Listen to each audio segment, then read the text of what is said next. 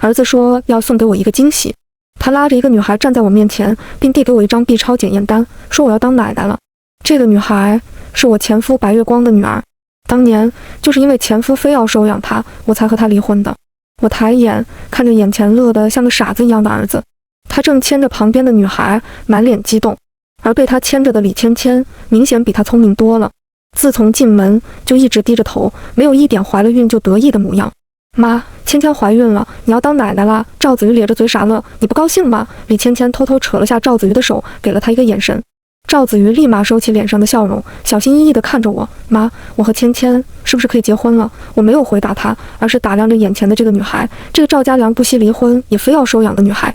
自从离婚后，我已经8年没见过她了，果然很漂亮，而且越来越像她妈妈了。李芊芊和她妈妈一样，外表不是什么让人惊艳的大美女，但属于楚楚可怜类型的。她妈妈刘红红当年就把赵家良迷得神魂颠倒，非亲不娶。但人家刘红红看不上她，嫁给了市里最大的罐头厂厂长的儿子。赵家良心灰意冷，后来经朋友介绍开始相亲，相到我之后看对了眼，就这么结婚了。刘红红过了几年富贵日子，后来罐头厂倒闭了，她老公因为打架斗殴进局子了，她自己也得了很重的病，撑了没几年就死了。没想到的是，临死前，刘红红居然把自己的女儿托付给了赵家良。果然，女人心里都是清楚的，紧要关头还是舔狗信得过。赵家良也是不负他所托，要死要活必须收养这个当时已经15岁的女孩。我不同意，跟他说非要养的话，我们离婚，你一个人养。赵家良说好，似乎单身的男人是不能收养这么大的女孩的，法律不允许。但我不知道赵家良用了什么方法，可能没有走法律程序，李芊芊挂在别人的名下，反正最后李芊芊还是跟着他生活了。而我们的儿子赵子瑜归我，当时赵家良是这么说的，我一个人实在是养不活2个孩子，所以他选择了养白月光的女儿，而放弃了自己的亲生儿子，头也不回地走了。妈，你听到我问你话了吗？耳边是儿子的大嗓门，家里的户口本在哪？我调个日子先去跟芊芊把证领了，婚礼就等他把孩子生了再说。子瑜，你什么时候跟李芊芊在一起的？我的声音无比冷静，为什么我从来不知道你们谈恋爱了？啊，妈，赵子瑜低着头，心虚地转移视线，结结巴巴，我不是，就是怕你不同意，没敢跟你说吗？你也知道我不会同意你们在一起呀。我冷笑，明知道我不同意，你还是做了，看来我的意见对你也不是很重要啊。不是的，妈，你听我说。赵子瑜急着跟我解释，芊芊真的是个很好的女孩子，她善良懂事，你是没跟她接触过，如果相处了，相信你一定会喜欢她的。不会的，我打断她，语气肯定，我不会跟她相处，也不同意你们在一起。子瑜，都是我不好，是我出生太糟糕，阿姨才不喜欢我。李芊芊神情委屈，一副要哭出来的样子。忽然，她捂住肚子，神情痛苦地蹲在地上。赵子瑜慌张地去扶她，芊芊，你怎么了？哪里不舒服？子瑜，我肚子好疼。她眉头皱起来，像是在极力忍着痛苦。是不是宝宝听到我们说话了？她知道自己不受欢迎，不想来到这个世界了，简直无语。她肚子里的宝宝现在应该还是个黄豆粒大的胚胎吧？这都能听到人说话了。我也不得不佩服李芊芊这女孩挺不简单，难怪赵子瑜被她拿捏得死死的，真不愧是他爸的亲生儿子，这愚蠢的劲儿一模一样。李芊芊这话一听就是在瞎扯，但糊弄赵子瑜这傻蛋足够了。果不其然，一向在我面前都很规矩的赵子瑜第一次对我发脾气了。他搂住李芊芊，冲着我怒目圆瞪，妈，芊芊是一个独立的人，她也不能决定谁把她生出来，你不能因为讨厌她妈妈就连着她一块讨厌，这不公平。再说她肚子里怀的是你的亲孙子，你怎么能这么冷血？我是挺恶心他妈刘红红的，但我讨厌她跟他妈没关系，我就是单纯的不喜欢她，我看向儿子。子瑜，这女孩有心计，你不是她对手，麻利分手吧。赵子瑜将李芊芊拉到她身后，以保护者的姿态拦在她前面。第一次，她用看仇人的眼光看着我。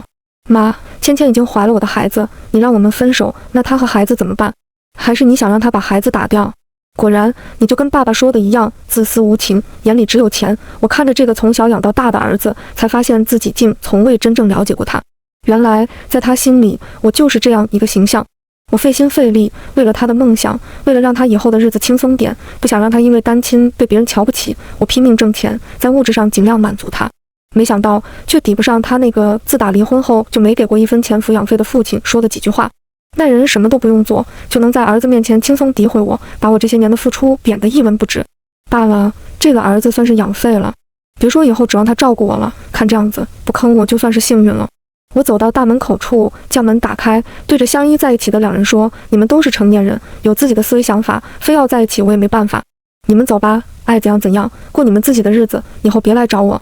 不来就不来，谁稀罕？赵子瑜扶着李芊芊往外走，走到门口时，李芊芊整个身体忽然朝前栽倒，还好赵子瑜眼疾手快扶住了她。芊芊，你没事吧？赵子瑜满脸担忧。没事，李芊芊摇摇头。子瑜，你别怪阿姨，她刚才肯定是不小心把脚伸出来的。听了她的话，我瞪大了眼睛。这就是所谓的当面栽赃。我虽然讨厌这女孩，但我做事一样光明磊落，从来不会做这种背后害人的小人举动。看了看正对着大门口的摄像头，我心里冷笑，也就这点伎俩，等下就让你原形毕露。然而还没等我说去看监控，赵子瑜就跟疯了一样，满脸怒容，冲过来狠狠推了我一把。我一下子跌倒在地，头磕在了鞋柜的一角，顿时一阵钻心的疼痛袭来。没想到你这样心狠手辣，想让芊芊一尸两命是不是？赵子瑜扶着李芊芊，冲我横眉冷目，以后我就没你这个妈了。说完，两人头也不回地走了。年纪大了，一个跌倒就能让人缓不过劲来。被推到地的瞬间，我的头一阵晕眩，好半天才回过神来。我慢慢从地上站起来，摸了摸脑袋后面被撞的部位，手上沾了血，原来磕破了皮，难怪这样疼。我赶紧打车去医院处理伤口。在去医院的路上，我心里想着，这个儿子算是白养了。他走的时候说那句以后我就没你这个妈了，也是我想说的。要不是当时疼得动不了，我也想狠狠甩他一句以后就没你这个儿子了。这个儿子不仅蠢，还是个恋爱脑，简直是为那个李芊芊量身定做的。应该说，赵家良和赵子瑜这对父子，简直是刘红红和李芊芊这对母女的最佳舔狗。刘红红就算死了，也能找到赵子良这么个冤大头给他养女儿。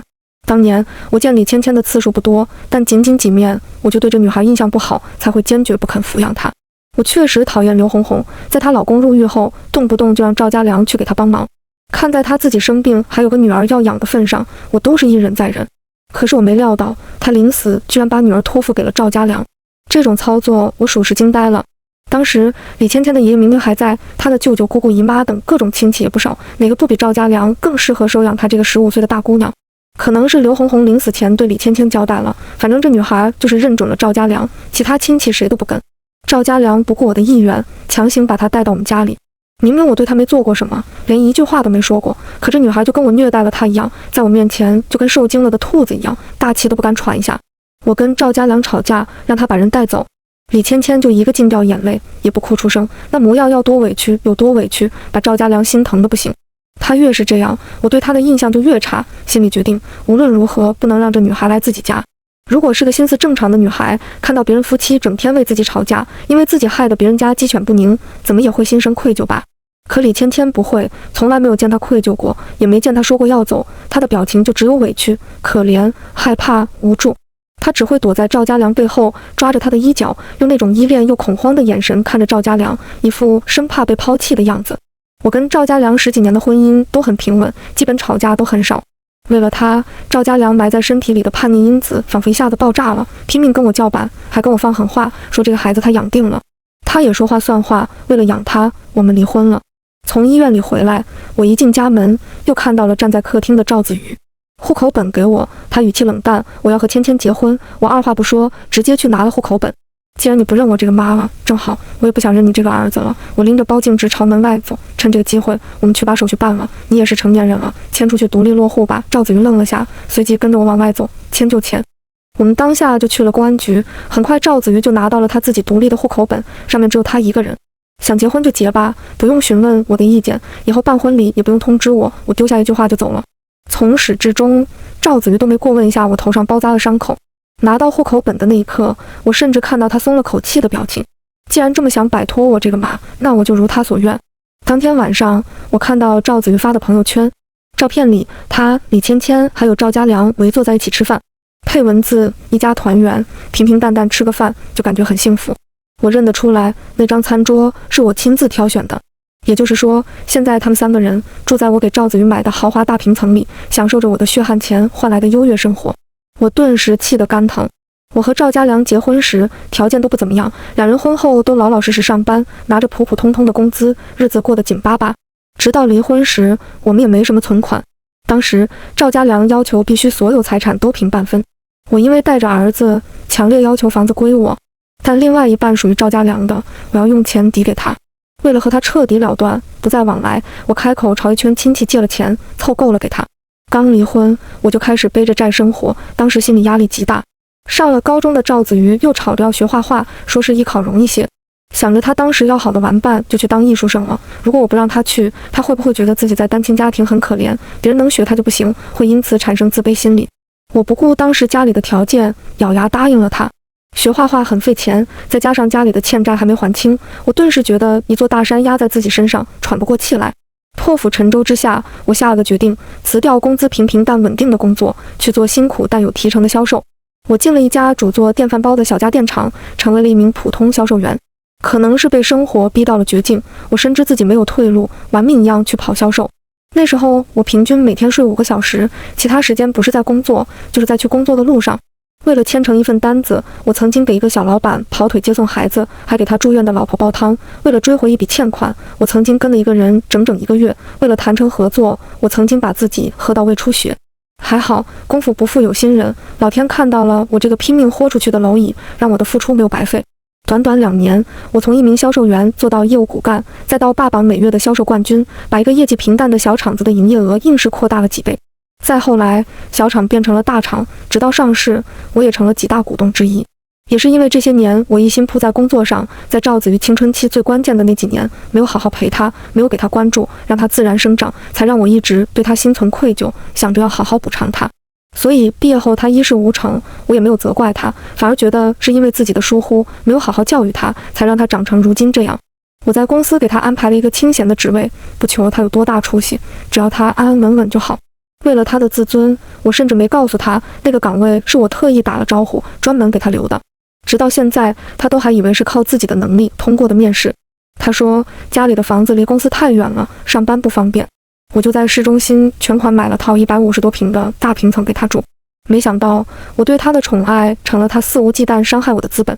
但他似乎忘了，他所拥有的都是我给的，我可以随时收回来的。第二天一大早，我看到赵子瑜发的朋友圈，图片是商场一家珠宝首饰门店的招牌，文字是准备向宝贝求婚，他喜欢钻石，我当然要给他最好的。朋友圈是1分钟前发的，那现在他们可能正在逛珠宝店。赵子瑜恐怕忘了，他用的一直是我的副卡。我立马打电话给银行，直接取消了他那张副卡。半个小时后，在我悠闲吃早餐的时候，赵子瑜的电话来了。刚接通，他气急败坏的声音就传了过来：“你把我的副卡停了。”那是我的副卡，我纠正他，只是暂时给你用而已。你知不知道我刚才有多丢人？钻戒都挑好了，付款的时候试了几次都不行，你赶紧给我开通。他直接命令道。我心平气和地告诉他，副卡刚刚取消，不能马上再开通。那你现在给我转20万过来，快点，等着付款呢。他理直气壮的口气。赵子瑜，你是不是忘了？你才说过以后没我这个妈了，有骨气的话就别用我的钱。我直接点醒他。呵，他居然冷笑起来，除了钱，你还会别的招吗？不就是有几个臭钱吗？以为用这个就能让我屈服？别妄想了。我不信，不用你的钱，我还就活不了了。他痛快挂了电话。很好，如果他真能说到做到，我倒是佩服他2分。我知道赵子瑜之所以能这么有恃无恐，不过是仗着他是我唯一的儿子罢了。一直以来，我对他几乎都是有求必应，再加上除了他，我也没别的孩子了。他心里明白，我不会把事情做绝，老了我还要依靠他，我所有的钱以后也一定是他的。我们之间，他一直是占上风的那个，他觉得我现在嘴硬，迟早会先跟他低头服软的。但他想错了，这个叉烧儿子，我是真的失望透了，不打算再要了。现在他都能对我这样，以后老了我还能指望他啥？我很肯定，如果我现在不幸出车祸瘫了，他继承了我的所有财产后，可能连住院费都不会给我付，把我扔在一边，让我自生自灭，这样的事他做得出来。本来我是不想再理会那几个人的，他们愿意相亲相爱就去吧，只要不来碍我的眼就行了。可是我没想到他们能做出如此恶心的事。在赵子瑜最新的朋友圈里，他发了一张照片，里面是赵家良和李芊芊对着一张放大的黑白照片上香，照片里的人是刘红红，而那张照片就摆放在我为赵子瑜买的房子里。我记得那张桌子上以前摆放着我挑选的一件陶瓷艺术品，现在换成了刘红红的照片。赵子瑜还配了文字，这是爸爸一辈子最喜欢的人，也是我心上人的妈妈，从此以后他也是我尊敬的长辈。我知道赵子瑜发这个朋友圈存在着故意气我的成分，谁让我停了他的卡呢？从小到大他就是这样，心思幼稚，睚眦必报。他成功了，我确实被气到了，但有一点赵子瑜想错了，我不会嫉妒，也不会向他服软。我想起来一件事，当初买那套房子的时候，因为赵子瑜出国旅游去了，而我又想给他一个惊喜，事先就没告诉他。所以房子是用我的名字买的。本打算后面再把房子过户给赵子瑜，但一直没腾出时间去办。在赵子瑜的观念里，我的一切都理所应当是他的，所以他也没催着去办过户。现在我开始庆幸他的这份自信了。我当下就直接冲到那边的家里，赵子瑜居然把大门的密码都改了，进不去，我就叫了开锁公司，直接把那锁砸了。他们几个正好不在家，我打电话叫了家政，把他们的物品全部打包整理，扔到了小区垃圾回收站。我站在门口等着家政打扫卫生。你们在干什么？一声尖叫声传来。我抬头一看，李芊芊惊慌失措地从我面前冲进屋里，拽着里面的家政阿姨不让他们动手。而跟在他身后的是拎着一篮子菜的赵家良。好久没见过面，我忽然愣了下。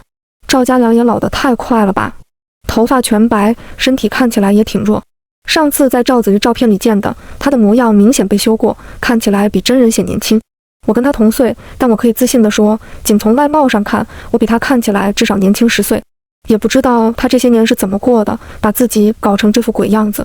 你怎么来了？他质问我的语气倒是中气十足。你这是在干什么？这是我自己的家，我想干什么干什么。我回答他。李芊芊急奔到我面前，看样子是要发火。不过看了看旁边的赵家良，他生生把火气憋了下去，换成了一副委屈的面孔。阿姨，你这是私闯民宅。哦，那你报警啊！我微微一笑。童敏，你不会以为我真的不敢报警吧？芊芊好欺负，我可不是好欺负的。赵家良说着，拿出了电话，直接拨响了。我一言不发，看着他在电话里对警察解释情况。童敏，你现在认错已经来不及了，到了警察局，我也不会为你说一句话的。他挂完电话，对我厉声道。我回他一个冷笑。很快，警察来了。是谁报的警？警察问。是我。赵家良站过去，指着我说，这人私闯民宅，还砸了我家的锁。都跟我去一趟公安局。警察说。到了公安局，我不紧不慢掏出了自己的房产证和身份证，慢悠悠道，我是那房子的业主，我有权利砸自家的锁。看着房产证上的名字，李芊芊瞪大了眼睛。然后他拿出手机拨了电话。子瑜，你快来公安局。等赵子瑜来了，李芊芊扑上去，第一句话就问，你不说那房子是你的吗？那当然是我的房子，我妈那个女人买给我的。赵子瑜很肯定的语气。很好，原来背着我他就是这么称呼我的。可是那房产证上写的不是你的名字。李芊芊声音尖利到破音，可能是气急败坏，都忘了伪装语气了。房产证？赵子瑜皱眉想了会，点头道，我好像是忘了去办过户。你这个傻子，这么重要的事怎么能忘记？李芊芊气得不行，你口口声声说你的房子，我还以为真是你的。怎么不是我的？谁敢说那房子不是我的？赵子瑜大声叫道。我站到他面前，怎么了？妈，你怎么在这？赵子瑜这才看到了我。我把房产证在他面前晃了下，这房子是我买的，写的也是我的名字，现在我不想给你住了，我要收回去。说着，我转身离开。妈，你不能这样！身后是赵子瑜叫破喉咙的声音。回家后，我就将那套房子换了新的门锁，然后挂在中介机构出售。虽然房子是精心挑选的，装修也是费了心思的，但一想着里面住过李芊芊和赵家良，还摆放过刘红红的照片，我就觉得恶心。房子再好，我也不想留了。我记得赵家良以前用我赔给他的钱买过一套小房子，这些年他跟李芊芊一直住在那里。我猜现在没地方住的他们几人肯定是回到那套小房子住了。不过这都不关我的事了。第二天，我正在办公室里处理事务，门忽然从外面被推开，一脸怒容的赵子瑜不顾秘书的阻拦，硬生生闯了进来。童总，我说先跟您通报一声，让他等等，他非要。秘书一脸为难。没事，你先出去吧。我对秘书说。等秘书关门出去了，我好整以暇地看着赵子瑜，有什么事吗？赵子瑜3两步窜到我办公桌前，砰一声拍在我的桌面上，大声怒吼，凭什么让他们辞退我？这是我凭自己本事面试进来的，你这是公报私仇。我靠在沙发椅上，嘲弄地看着他，凭自己本事？你恐怕不知道吧，就你那没任何成绩，连排版都乱七八糟的简历，按正常程序在人事那里连初审都过不了。是我特意打了招呼，人生第一次走后门，就是为了你这不争气的儿子。你胡说！赵子瑜表情狰狞，我不信，你肯定是串通了公司的人，就想把我赶走。我轻笑了一下，你自己什么水平，心里没数吗？而且为了不给公司添麻烦，你那个岗位都是特意新设的，以前根本没有，连你的工资都是我私人掏腰包发的，要不要我把转账记录拿给你看？赵子瑜像是终于相信我说的了，但一时还不能接受，站在那里愣了半晌。好一会儿，他才回过神来，仍然是充满怒气的眼神瞪着我。不就是一份工作吗？我还不稀罕呢。我就不信，我堂堂一个大男人会找不到工作。我就是去搬砖，也能把老婆孩子养活好。放完狠话，赵子瑜大步离开了。我正等着赵子瑜奋发图强给我看呢。说实话，如果他真的因此振作，能靠自己的能力生活，哪怕我不认他这个儿子了，也算是佩服他。然而，刚过了1个星期，我就接到了赵子瑜认错的电话。妈，他在电话里大声痛哭，我错了，你帮帮我。子瑜，发生了什么事？你现在在哪里？我声音冷静，尽管他的哭声里充满伤心和痛苦，但已经不能像以前那样激起我的心疼了。妈，我在医院，我受伤了，他哭着说。到了医院，我看到了躺在病床上的赵子瑜，他的右脚脚踝处包扎着纱布。怎么回事？我问。我去送外卖，因为没休息好，头昏眼花，车子撞到路边的花坛了。赵子瑜露出委屈的表情。从小到大，只要他露出这种表情，我对他几乎是有求必应。我叹了口气，怎么去送外卖了？那么辛苦。妈，我错了，我不该那样对你的。赵子瑜眼巴巴瞅着我，小心翼翼靠在我腿上，像小时候那样自己出来讨生活。我才知道挣点钱有多困难。以前我能过那么好，都是因为你在背后给我撑着。我太不孝了，不仅不理解你的辛苦，还跟你对着来。行了，别说了，我轻声道。妈，你能原谅我吗？说着，他抬起头，泪眼模糊地看着我。在我沉默的这10几秒内，我看到赵子瑜的紧张和忐忑。亲母子，说什么原不原谅的？我声音清淡。说完，我感觉到赵子瑜明显松了口气。对了，医生说什么时候可以出院？我问他。赵子瑜看了我一眼，小声说：“不是很严重，现在就可以，出院。”那走吧，我说。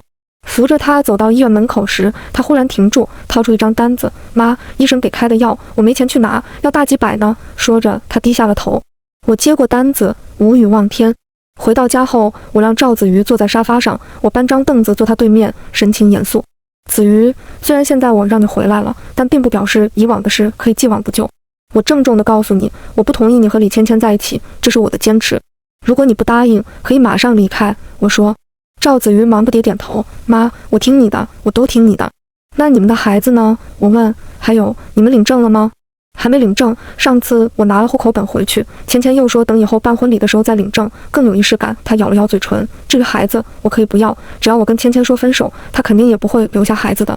你决定好了？我不太相信，真的要跟他分手？真的，妈，离开你的这几天我才明白，我自己真的没法生活，我受不了苦日子。赵子瑜声音悲戚，就算留下孩子，我也没能力养他。而且这段时间我身上没钱，芊芊已经开始嫌弃我了，她要的礼物我都买不起，她抱怨好几次了。我早跟你说了，李芊芊不是什么好人。我说，现在看到她真面目了吧？以后我都听妈的。她连忙保证。过了2天，赵子瑜从外面回来，递给我一张手术单。妈，孩子已经没了，我跟芊芊也分手了。她语气落寞。我接过单子看了一眼，安慰她能及时止损是好事。接下来一段时间，赵子瑜都老实在家养伤，没出门见过任何人。等脚伤完全好了，他跟我说想出去旅行散散心。他说要去西藏净化一下心灵。妈，西藏挺远的，我还准备在那里多住段日子，你多给我点钱呗。他笑嘻嘻的撒娇。我递给他一张卡，里面有50万，你先拿去用吧。谢谢妈。赵子瑜欢呼雀跃，讨好道，果然世上只有妈妈好。赵子瑜去旅行的时候，每天都会自觉给我打电话，说自己去了哪里，一天都做了些什么。我说不用天天打给我，让他自己玩得开心就好。他不听，依然坚持每天给我打电话，偶尔还会发他拍的风景图给我。只是我们从来没有视频过。有一次我刚好晚上有时间，就给他打视频过去，他没接。那天很晚才给我回电话，说是白天手机没信号。还有一次我给他打视频，他也没接，直接挂断，后来解释说是在开车，不方便接。在外面玩了将近1个月，赵子瑜才准备回来。回来的前一天，他给我打电话说没钱了，50万都花完了。我问妈，我在这边看到几个小孩子都是留守儿童，很可怜，就给他们每家捐了点钱。他跟我解释，做好事可以，但一定要问清楚情况，别被人骗了呀。我交代。放心吧妈，你儿子没那么傻。他说，听说他只剩几百块钱了，我又给他转了10万过去。妈，要不你给我介绍个对象呗。吃晚饭的时候，赵子瑜说道。这太阳打西边出来了。我笑着说，以前要给你介绍，你都不肯，非说我给你介绍的都是一身大小姐脾气，没一个你看得上的。现在怎么想通了？我这不是觉得在事业上我也干不出啥成绩了，还不如早早成家，给你生个孙子呢。说不定成家了我就成熟了，后面也能立业了，是不是？他一本正经道。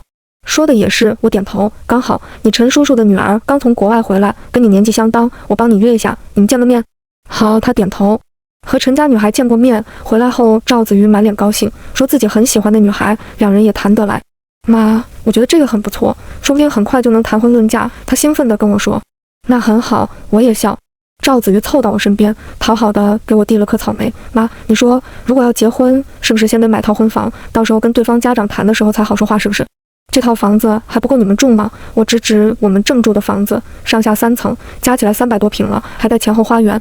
家里还有阿姨，每天按时给你们做饭打扫，这不好吗？妈，不是说这房子不好，你看人家陈家和我们门当户对，既然要结婚，连套新房都没有，是不是太没诚意了？哪怕是做样子也好，说是给我们小夫妻住的，如果以后你喜欢跟我们一起住，我们就搬回来住呗。一套房子而已，咱家也不差那个钱不是？他耐心跟我解释。你这么一说，我想起来了，东三环那边我还有套房子，装修完就一直放着，要不给你们当新房？我说160多平呢，位置也好。赵子瑜眼睛亮了，那行，明天我们去看看房子，顺道过户。过户？我问。对呀，给我准备的新房，那不得写我名下，女方到时候肯定也要问的。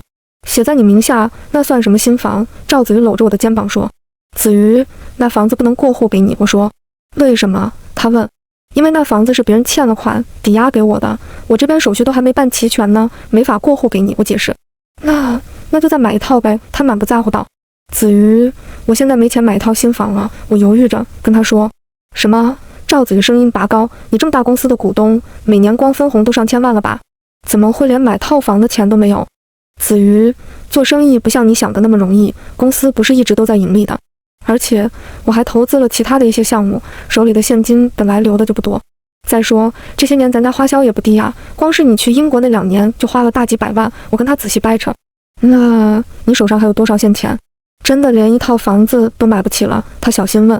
本来还有600多万的，我前段时间刚在海南买了套别墅，这不就没剩多少了吗？我说。海南？赵子瑜声音炸开，你去那么远的地方买别墅干什么？谁会去那里住？这不是听人说那边的房产可以投资吗？买着放那里，过几年再卖就能挣不少。我看了他一眼，解释着。他叹了一口气，认命地仰躺在沙发上。那就是说，咱家现在真没钱买房了。我肯定地点了点头。让你给我转些钱，我要去约会。赵子瑜冲我说。子瑜，我还没跟你说，因为最近家里剩的钱不多了，我们都得省着用，不能再像以前那样大手大脚了。我对他说。现在是连我的零花钱都没了吗？赵子瑜瞪大眼睛。我跟他保证，每个月5万的零花钱我还是能给你的，你省着点用。5万够干什么呀？他气得不行，咱家怎么穷成这样了？我奇怪地看着他。子瑜，你现在花钱怎么这么厉害了？看看这段时间，你都问我要过几次钱了，那些钱你都用哪了？我还没问呢。也没见你买什么东西啊。赵子瑜心虚地避开了眼神。还能干什么？不就是吃喝玩乐了？我在他旁边坐下，语重心长地教导他，因为疫情，公司这2年的效益也不行了，能维持运转就不错了，所以我们是真要节衣缩食了。那我们要过穷日子了？他的眼里带着惊慌。穷日子倒不至于，平时的生活水准还是跟以前一样，只是手里的现钱没那么多。我还安慰他，放心吧，妈不会委屈你，让你连你喜欢的海鲜都吃不起的。况且活钱不多，但我们还有那么多不动产，你不用担心。不动产？赵子瑜眼睛亮了。要不我们卖一些？不行，我严肃道。子瑜，你能力不足，挣不了什么钱，那些股份、商铺、房子都是我留给你的底气，这样等以后我不在了，也不用担心你养不活自己了。放心，那些都会给你的，不过要等我死了以后，现在是坚决不能卖的。哦，赵子瑜低着头，眸光闪了闪。妈，你今天去美容院了？我一回家，听到的就是赵子瑜质问的语气。对呀，我应道，我每周不都是固定去2次吗？我有个朋友说看到你了，去的是本市最好的那家美容院，那里很贵吧？他幽怨地看着我。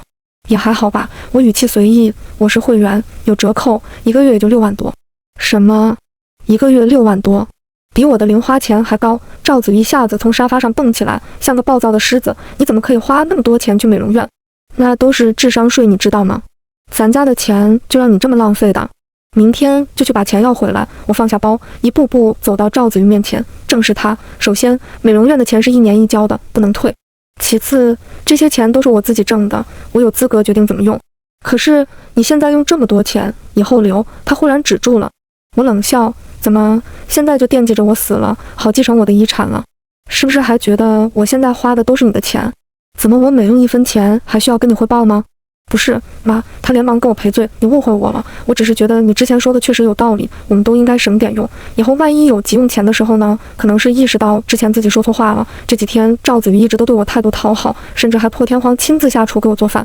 他还去商场里买了2套运动服给我，说是周末陪我去爬山。妈，你不是说想要锻炼身体吗？爬山最锻炼人了。他将衣服递给我，明天早上我就陪你一起去爬山。我们家附近有座红叶山，风景优美，但因为在郊区，去的人不是很多。周六，我们将车开到山脚下，开始沿着修好的道路徒步往上走。年纪大了，体力确实是不行了。中途有几次我都想放弃，是赵子瑜一直鼓励我，告诉我山顶的风景是最美的。历经3个多小时的大汗淋漓，我们终于到达了山顶。妈，那边有大石头，站在那里视野是最广阔的。赵子瑜指着最边上的一块大石头说。我站了上去，极目远眺，风景确实是美呀。靠近这边的山底是一条湍急的大河，河对面是郁郁葱葱的山林。妈，你先在这玩一会，我去上个厕所呀。赵子瑜把背包放在地上，就朝不远处的公共厕所跑去。我站在大石头上，面对着远处的无限风光，享受着山顶的清风，微微闭上眼睛。忽然，身后一道大力推来，我的身体猛地朝前面的崖下跌去。在崖下距离山顶3米处，修建了一个小平台。因为树木的遮挡，在山顶上看不到这个平台。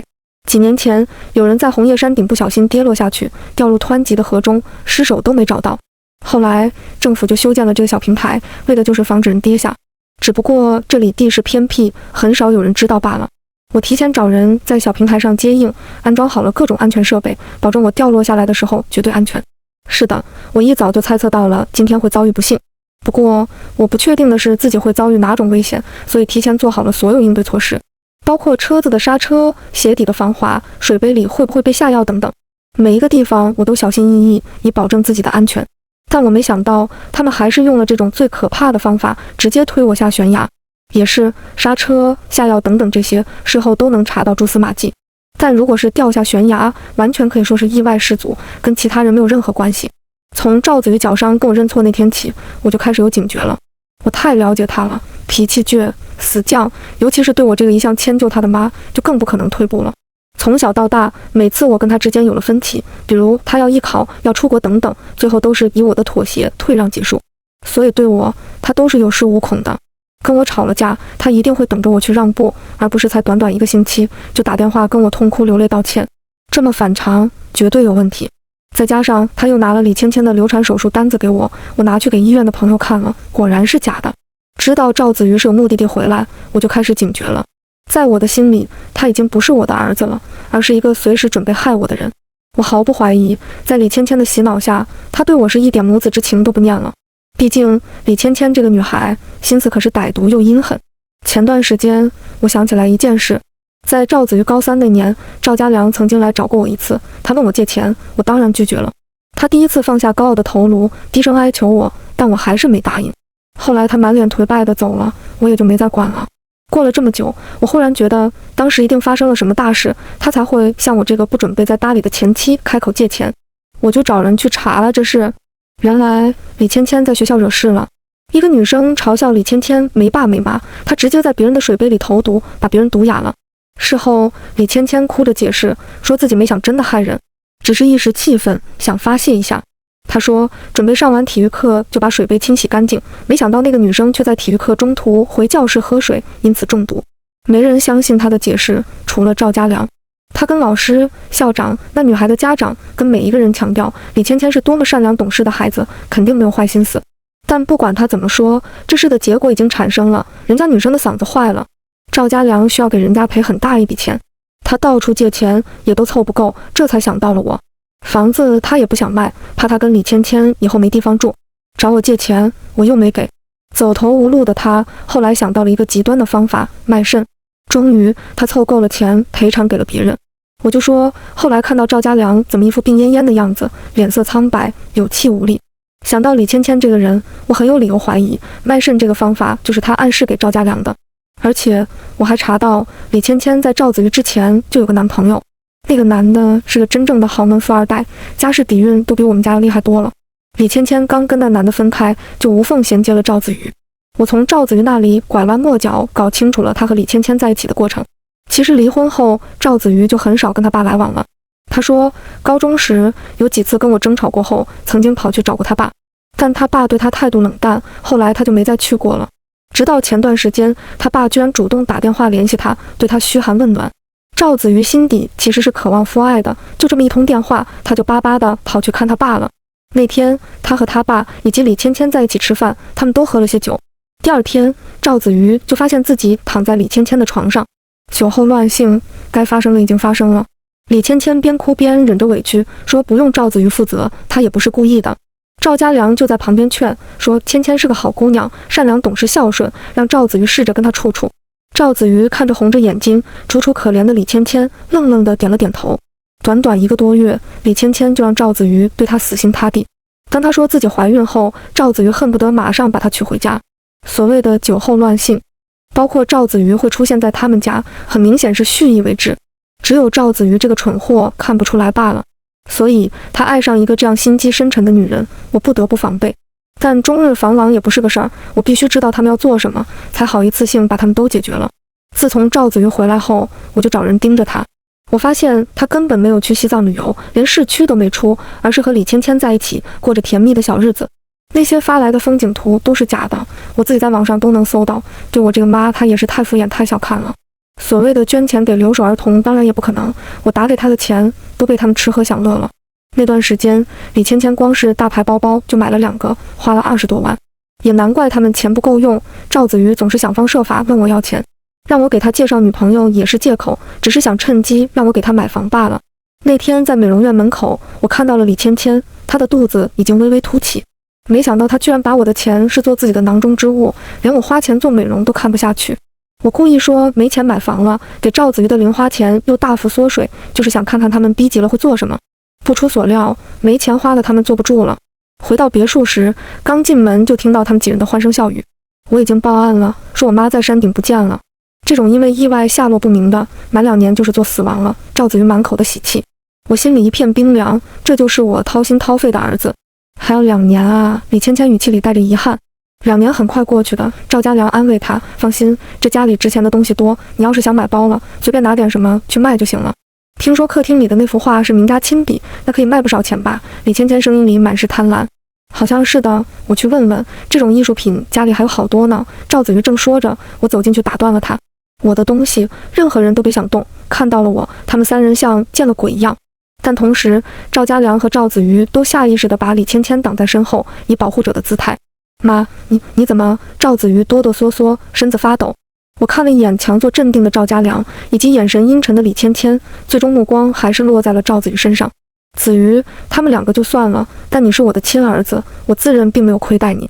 从小到大，你要什么我没给你，为什么你会对我做这么狠毒的事？虽然不打算认这个儿子了，但知道他居然想杀我，真的很难释怀。哼，没有亏待我。赵子瑜冷笑，我是你唯一的亲儿子，你那么多财产，有你要是放在我名下吗？给钱也是抠抠搜搜，一次顶多给个几十万，打发叫花子呢。你看看我身边有哪个富二代活得像我这么憋屈的？人家谁不是大把大把花钱，随便买房买车？听我爸说，他当年找你借点钱你都不肯，我就知道你是个心狠的人了。还是芊芊说的对，你花那么多钱去美容，不就是想抓紧找个男人，再生个儿子，好把我放弃了吗？我无力地闭了闭眼，这儿子是彻底被洗脑了。不仅如此，他连基本的3观和判断力都没有，彻底没救了。子瑜，阿姨的精神好像不太正常，已经开始胡言乱语了。李芊芊忽然开口，我看还是让阿姨待在家里，不要出去好了。对，不能让她走了。赵子瑜点头，免得她在外面说错话。我看了一眼李芊芊，还是她厉害，居然想软禁我。我淡定道，晚了，我已经报警了。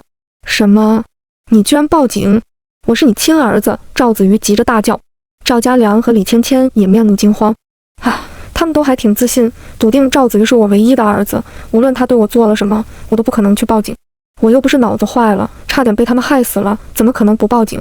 不好，我们赶紧走！李芊芊冷声道。这时，外面突然传来动静，我对他们微微一笑，晚了，警察来了。爬山的时候，我雇了人伪装成游客，一路跟着我们，全程他都在身后拍摄着。我被推下山崖的那一刻，也被清清楚楚拍摄了下来。当时动手的是赵家良，他一早就躲在山顶的隐秘角落。等我站在大石头上时，他就蹑手蹑脚走过来，猛地将我推下去。而赵子瑜和李芊芊2人就在不远处看着。至于为什么不是赵子瑜动手，据后来警察的问话，赵家良和李芊芊都说，怕赵子瑜胆子小，不敢动手，必须3人一起出面。因故意伤人罪，他们3人分别被判处7年、8年和9年的有期徒刑。李芊芊因为怀孕，暂时没有被拘役，等到孩子生下后再收押。因为警察这边的报告，我也终于知道李芊芊真实的妊娠期。按照时间推算，果然她跟赵子瑜在一起的时候就已经怀孕了。那个孩子很可能是之前她那个富二代男朋友的。对于李芊芊的孩子不是赵子瑜的这件事，我早就有怀疑了。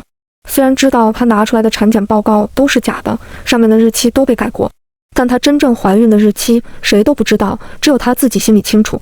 现在证据确凿，我手里拿着李芊芊最新的产检报告，准备去探视赵家良和赵子瑜这对冤大头父子，告诉他们这个好消息，欣赏下他们震惊、后悔、痛哭的嘴脸时，有人先一步来探望李芊芊了。原来李芊芊联系了那个富二代前男友，我猜他可能是想把孩子生下来后交给他，毕竟是孩子的亲生爸爸。可是让我惊讶的是，那个富二代前脚刚走，又有一个中年男人来看李芊芊了。我记下了这两人的车牌号，找人去调查了。结果差点惊掉了我的下巴，这两人居然都是李芊芊的前男友，而且是同时进行的，只不过一个在明，一个在暗。富二代是李芊芊明面上的男朋友，而那个中年男人是他曾经的领导，也是他的情人。关键是那个中年男人是有妇之夫，一个豪门富公子，一个中年霸道总裁，这两人无论是身份还是势力都不容小觑。李芊芊同时游走在他们之间，居然没有翻车过，可见手段非同一般。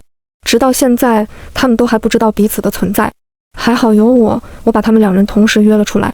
据他们所说，李芊芊跟他们见面时只是回忆了一番过去的情谊，并没有提孩子的事。他们虽然看到她带着肚子，但也没想过孩子是自己的。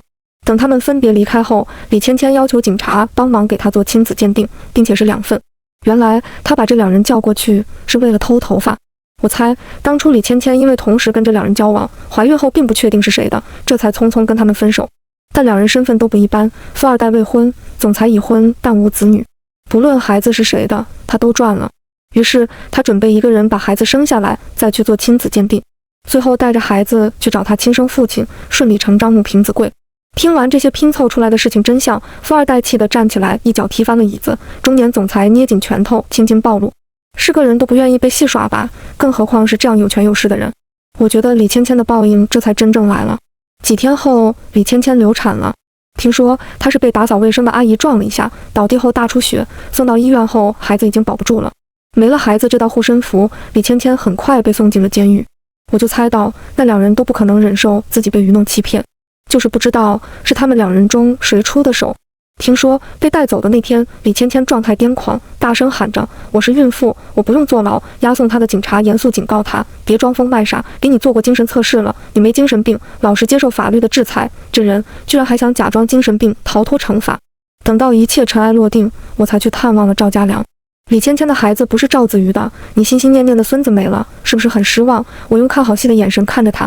子瑜和芊芊那么相爱，孩子不是他的又怎么了？赵家良的脸上没有一点吃惊的表情。不对，你怎么知道的？芊芊的孩子是不是出了什么事？赵家良一脸紧张，想要抓住我问个究竟。原来你一早就知道，吃惊的人变成了我。赵家良，你是我见过的第一个让自己的儿子去喜当爹的人。当初他们两人酒后乱性那场戏，你是不是也事先知道？我看就是你一手安排的吧。当初给赵子瑜打电话的人不就是你吗？赵家良振振有词，芊芊那是不小心被别人欺负了，她一个女孩子怀孕了能怎么办？她那么好的女孩子，子瑜也没吃亏啊。我摇摇头，站起身离开。你这脑回路已经不属于正常人了，跟你交流也是浪费时间。走到外面，还听到赵家良的叫喊声，你还没告诉我芊芊怎么了？她是不是出事了？最后我去见了赵子瑜，一见面她就朝我下跪，妈，对不起，千错万错都是我的错。但宝宝是无辜的呀，那是你的亲孙子，我求你把他抚养长大。子瑜，孩子没了，李芊芊现在跟你一样，已经住进监狱了。不待他反应，我又接着道：对了，忘了告诉你，那孩子不是你的。至于孩子的亲生爸爸，李芊芊自己都不确定。你在骗我，对不对？赵子瑜惊惶地摇着头，面色苍白。你知道的，我没必要骗你。我晃了晃手里的材料，要给你看看吗？赵子瑜像失了魂一样，一下子跌坐在地上，仰天狂叫。警察过来，架着他要离开。他猛然回过头，冲我喊着：“妈，我错了，你救救我，我再也不敢了。你再给我一次机会，我以后一定好好孝顺你。我是你的亲儿子呀，妈！”我站在原地，朝他微笑。不，我没有儿子，我只是曾经养了一只禽兽。